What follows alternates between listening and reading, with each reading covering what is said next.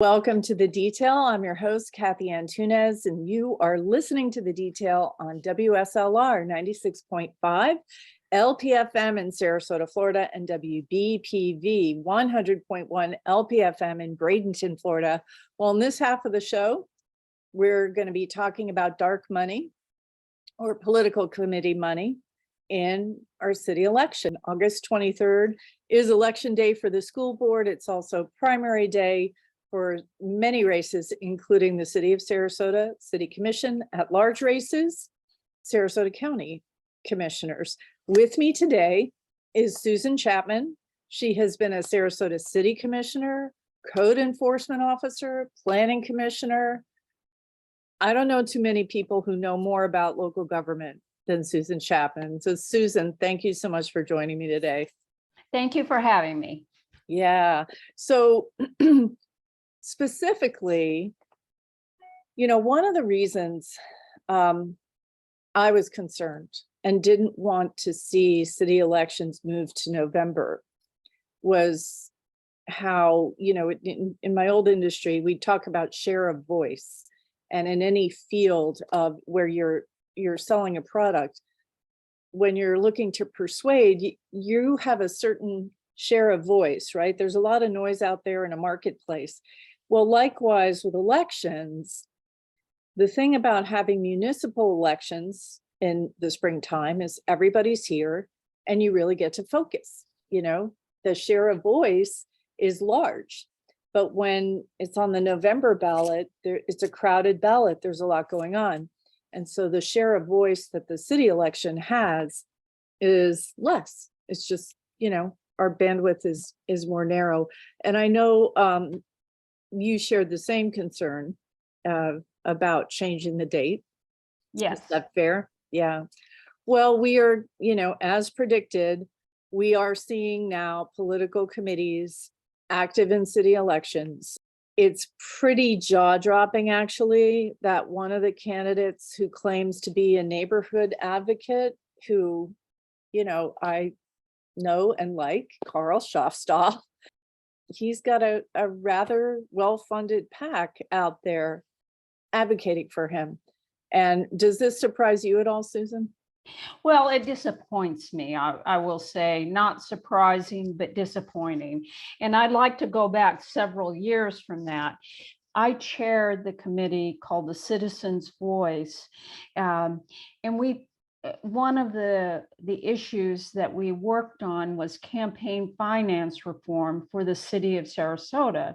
And we said you could not get PAC donations, you could not get corporate donations, you could only get a maximum donation per election cycle of $200. So if somebody is running and has opponents, they can get $200 for the primary type election and $200 for the general election. That was set aside by Citizens United, the Supreme Court case. But for many years. But also Ron DeSantis, this past legislative season, preempted our city charter to have state rules apply. It's just one of the things that Tallahassee overreach, has changed. But the disappointing part is that local elections, we tried to keep them by the citizens and not by big money interests. Yeah. So I am going to share my screen so we can talk specifically about this particular PAC. And these numbers, we are recording, it is August 1st. So these numbers are accurate as of August 1st. And this is the PAC. It's called Neighbors for a Better Sarasota. We've already seen some mailers from them. I'm going to go to the bottom here because what's interesting just off the bat is that this PAC is registered with the state in Tallahassee, and we've seen Mr. Jones as a PAC manager with the Suncoast Alliance PAC that was against single member districts. So This PAC manager is a name that's cropping up now a lot in Sarasota. And as you can see on the screen, Susan, the focus of this PAC is, it says, list by name, address, office sought, and party affiliation, each candidate or other individual that this committee is supporting. There's only one name. It's Carl Schofstall, and the office sought is Sarasota City Commission. But what's unusual about this, or concerning, is that this PAC, this political committee, didn't register with the city. It registered with the state. And I'm going to pull up one more document here for you to take a look at in the filing paperwork, where it says area, scope, and jurisdiction of the committee. It says it's a statewide committee to support statewide multi-county legislative or local offices. But of course, when it comes to the actual focus, it's only one thing. It's Carl Schofstall's candidacy for city commission. I've got my thoughts, but I'm curious, what are your thoughts about? Well, the first thing I would like to talk about is the name of the PAC, Neighbors for Better Sarasota. None of these people are neighbors. And so just the name is misrepresentative. It's done for a purpose of hiding donations and making it seem that it's grassroots. This William Jones is Mr. PAC in the state of Florida for negative mailings. He has been affiliated with many negative type mailings where the truth is optional. I'll just say that. Yeah. So I do say, Kim Githler, there are some people here who are neighbors, right? Kim Githler and I served on the city charter review board, or that just charter review committee. I know Kim. She's donated $5,000 to Neighbors for a Better Sarasota. Okay.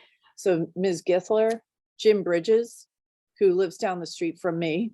And then a man named Lawrence Saslaw, $2,500, who has a city address. But to your point, the other companies, Ocean Holdings and Zota Beach Resorts, Ocean Holdings donated $20,000. This PAC has $53,500 in it. Zota Beach Resort, $10,000. So $30,000, the bulk of the funding is coming from. The point being that those are actually Mark Walsh. He is Lido Beach Resort. These are his companies, or one person who has multiple corporate entities has put at least $30,000 into this race. So, I do think still your point is well taken. It's not like these are neighbors who all got together and said, oh my gosh, we want to get behind Carl. This is a handful of people. Well, I have to say, I disagree with you on the three names that you say are individual citizens of Sarasota. They are not associated with neighborhood interests. They're associated with development interests.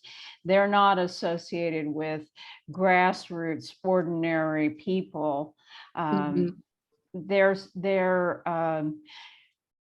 glitterati, elitist type, associated with highly partisan elections, and are associated with development interests. Yeah, I gotta say, so I just checked my math.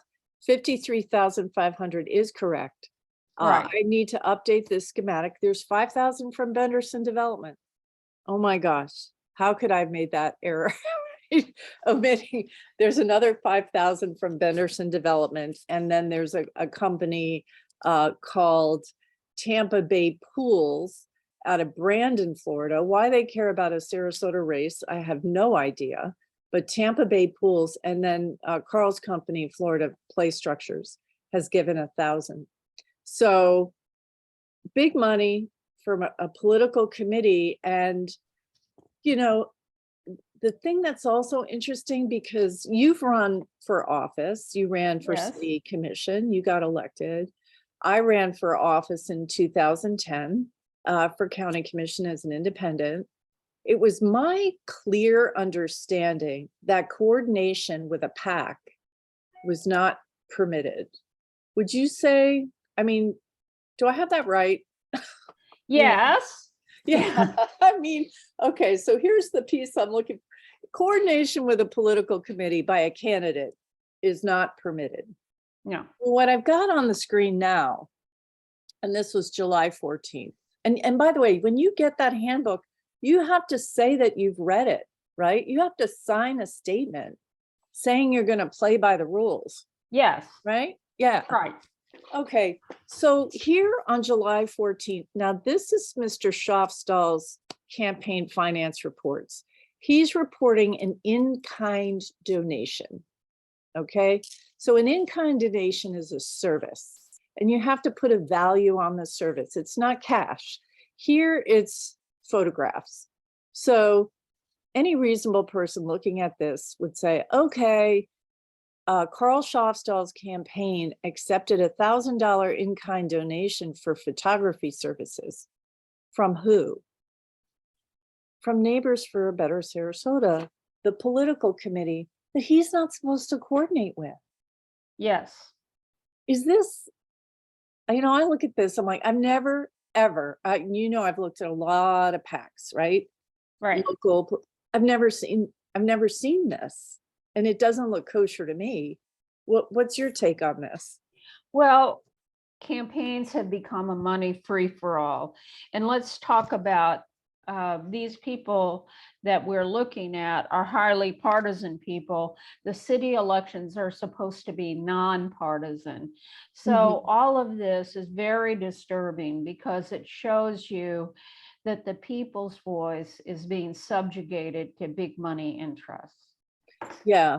So getting back to this, Susan, I'm going to take you further down this campaign finance report. So you've got this in-kind donation of photography services, which means to me, Carl's sitting there getting his picture taken.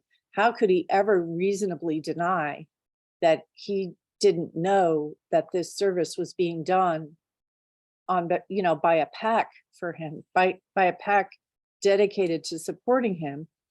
Down this list, there's a campaign management company. Again, I've never seen this before in a local race. It's called People Who Think, out of Mandeville, Louisiana. Okay, they're contributing, or they were paid by the campaign $2,500. All right. Now going to another, and so this is the July 15th campaign finance report. Going to another campaign finance report, the July 22nd report. So as the election gets closer, the reports are more frequent. They were 2 weeks, now they're every week. July 22nd, People Who Think, a consulting firm out of Louisiana, was paid over $17,000 by Mr. Schaafstall's campaign. So far, for a Louisiana consulting firm, you've got 20 grand going to this firm out of state for a mailer and other services. I think it was management fee. If you look at the PAC, so that was the campaign spending. If you look at the political committee spending, there's another $22,479 that went to this Louisiana consulting firm. So you're looking, again, it's over $40,000 being spent by the campaign and by the political committee that aren't supposed to be coordinating. They're not supposed to be coordinating. Again, I'm kind of speechless, Susan. You know, it used to be not too long ago that city commission races were volunteer affairs. where you got your neighbors, your friends, the people you've worked with in the community to help you. Mhm. And now this is what a the elections have become big money affairs. How much money is going to be spent for Carl Schofstall? And he can say, oh, this isn't going to affect my vote. But how is he going to go back to Kim Giffler and Jim Bridges when they have a project before the city and say, you gave me all this money and I'm not going to listen to or act on what you want? Mhm. That's hard to that's hard to figure. It doesn't make sense. Well, it's the whole reason we have campaign finance rules, right? To Right, prevent an election from being bought. You right. know, and these rules are completely inadequate. Um, and we've seen at the county level, I mean, the county commission's so bought, by special interest money. The cities have been able to escape a bit.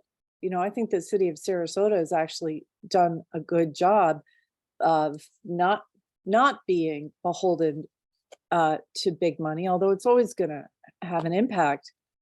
But with the abrogation of home rule preemption by the governor, where the campaign limits are higher and corporations can donate, that's one big change. But the lack of enforcement of any separation with political committees is another huge, huge change. Well, if you Um, file a Florida Elections Commission complaint, you'll find out how useless these rules are. They don't follow them, and they get away with this kind of mhm. graft in financing. You know, they're not often filed. When they are filed, the people who are managing these PACs often act like huge victims, oh, I'm being accused of something horrible. Well, this is about how you're supposed to handle these PACs. But then all I've all I've ever seen is a slap on the wrist. I've never seen any Well, substantive penalties. the real issue is, in government, whom do you represent? Do you represent the people, or do you represent the big money interests? Hmm. Yeah. So, so getting a little further, I know in some of these debates, um, Mr. Schofstall is the president of the Lido Key Residents Association. Yes. And many listeners of the show, if you've listened for a while, know that there was a really large community effort that I helped organize. I basically led that effort, but I had a committee. You were on the committee, Susan. There were people who met regularly every week. We organized, and it was a lot of work. It took over a year, and basically Lido Pavilion would have become a big beach bar, that destination restaurant that would have taken up all the parking. It would have interfered with turtle nesting.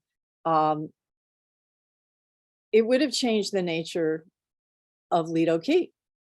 Correct. And 90% of those neighbors that live there, I think it was 85 to 90% when a survey was put out, do you want this? They said no. And I wasn't gonna, this story has to be told. I figured, I don't know if I need to go there, but Carl Schofstall basically, I'm hearing, it's been reported to me, that he's claiming that he was the person who, or leading the charge to save Lido Pavilion. Not only is that not true, but Susan, you were with me at a very early organizational meeting. And I'm going to share what I recall. And Jim Lample was too. I remember you two for certain. And Carl was there. We asked Carl. He was the head of the prep board, the Parks Recreation Environmental Protection Board. And he was the head of the neighborhood that was going to be really impacted by this. And very early in the meeting, it's just a bunch of us sitting around a kitchen table, Carl started screaming screaming's not, he was yelling that this was a done deal. He said, "It's a done deal, Cathy. It's a done deal. Forget it." And I was pretty shocked. Is that a fair recollection? What do you recall?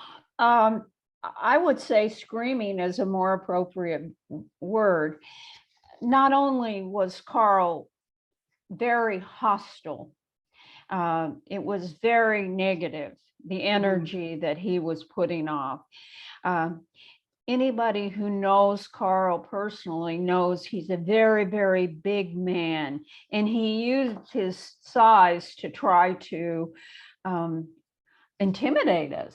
It was an intense meeting, but this wasn't the only intense meeting where Carl seemed to be an advocate for the bar owner, who, by the way, had a bar in Siesta Village that was always a problem in noise and in drunkenness and all kinds of bad behaviors.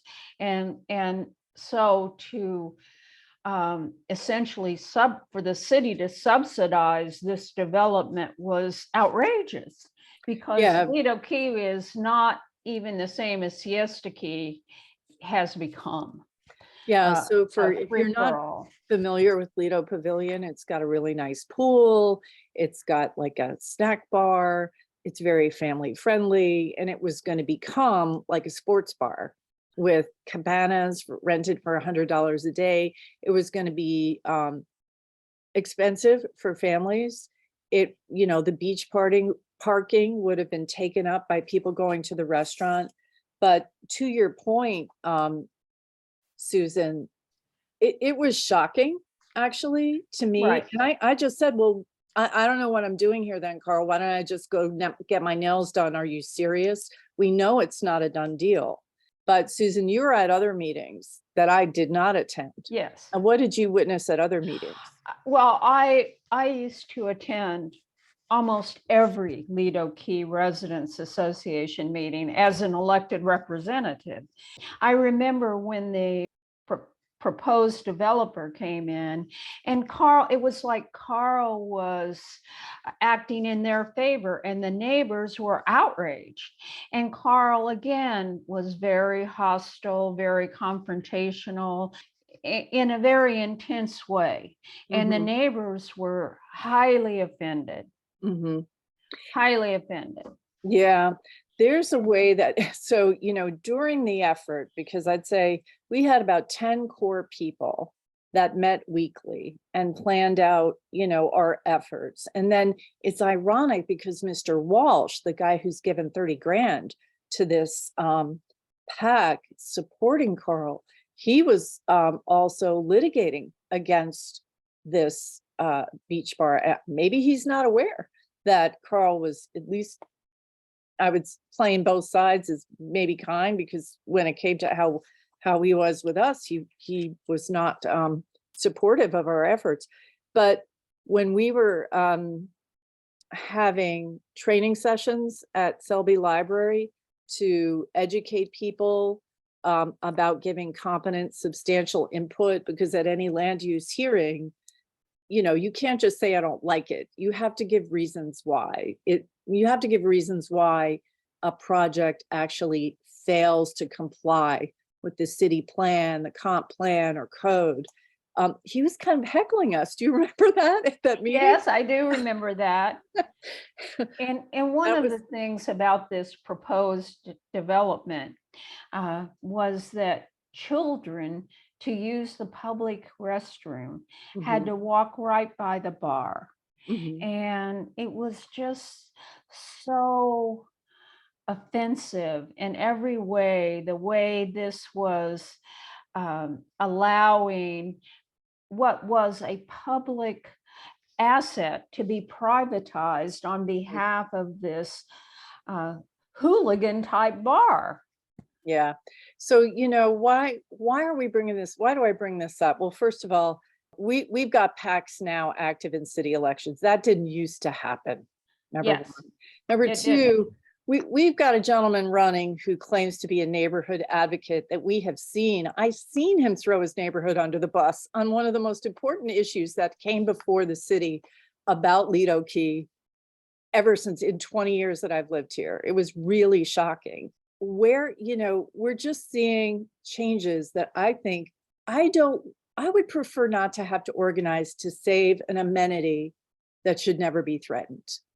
Right. I got other things to do with my time. One of the reasons I do this radio show is I want a government, like you say, who does this government represent? You know? So everybody, please take a look at these mailers and question what you're being told and who's paying for the message. I don't know, Susan, do you have anything to add? Well, the one thing that is very devious about this is on paper, it looks like Carl is a neighborhood advocate.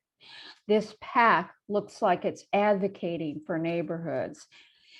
The PAC is not representative of neighborhoods. The people giving to this PAC are not representative of neighborhood interests, which is where the people of the city of Sarasota live. In addition, Carl's resume looks like he has been a neighborhood advocate. He has been the president of the Coalition of City Neighborhoods. He's been the president of the Lido Key Residents Association. So it looks like he would be an advocate for neighborhood interests. But when push came to shove, he wasn't. And when push comes to shove, this PAC represents not the neighborhoods, but moneyed interests. Right. And, I'm just going to say I enjoyed very much my time serving with Kim Githler. I think Jim Bridges, I like to say everyone's a nice guy, but they are developers. You've got to add $5,000 from Benderson Development into this picture, another $5,000 from Tampa Bay Pools in Brandon, and Carl's company, which is frankly another, I think, big issue. Candidates are not supposed to be giving to PACs, and you've got a company owned by Carl that gave $1,000 to Neighbors for a Better Sarasota. Well, another thing about Benderson, when Benderson had a proposed project at Beneva and Fruitville, the city attorney came before the city commission and said that their attorney was acting like a member of organized crime, the way he approached us. And so it's very worrisome because that particular piece of property had potential to be a city park and is now a city park. But if the neighbors hadn't fought tooth and nail to preserve that, it would have been a disaster, including a very expensive disaster, because the city would have had to pay $12 million to upgrade that intersection at Beneva and Fruitville. Yeah. That, so the institutional memory here is important.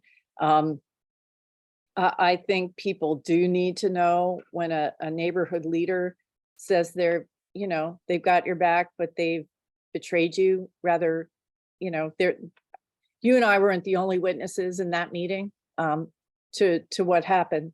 So anyway, everyone, be aware that our city elections now, there are political committees at work. There's question about candidate coordination. And it's disappointing that it's the president or former president of CCNA, the Coalition of City Neighborhood Associations. We need to clean up our act when it comes to our elections locally. Susan, thank you. I appreciate it. You've been listening to The Detail on WSLR 96.5 LPFM in Sarasota, Florida, and WBPV 100.1 LPFM in Bradenton, Florida.